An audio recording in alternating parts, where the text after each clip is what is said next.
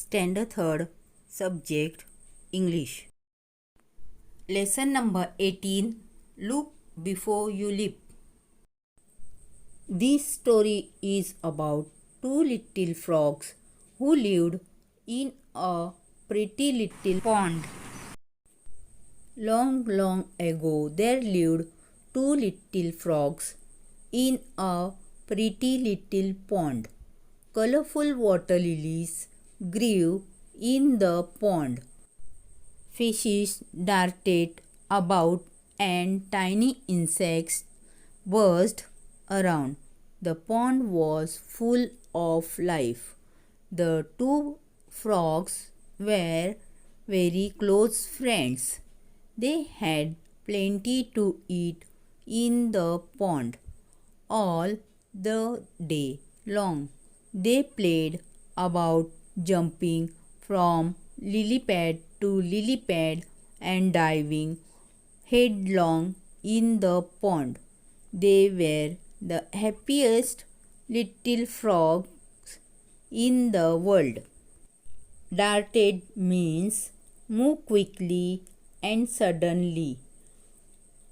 Buzzed means making a low continuous humming sound. Lily pads means one of floating leaves of a water lily. Diving headlong means diving into water with the head going into the water first and then the rest of the body. The frogs love the rainy season, but the rainy season does not last forever. The rains stopped and the weather became hot. Still, there was a lot of water and life in the pond. There was nothing to worry about.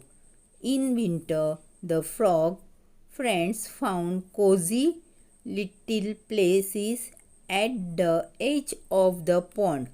They spent most of their time sleeping and resting. Cozy means warm, comfortable, and safe. Edge means boundary line of a surface. Soon it was summer. Now the days became very hot with the hot sun blazing in the sky. The pond began to dry without water. The lily dried up. There were very few insects to be found. The frog friends were worried. Blazing means extremely hot. Worried means feeling afraid. Do you think the whole pond will dry up? Looks like it, said the other. What shall we do then? How shall we live? We must search a place where there is a plenty of water and food for us. You are right. It is hard work traveling in this hot sun, but there is no other way. Come, let's us start. The sooner the better. If we travel together, the search will be easier.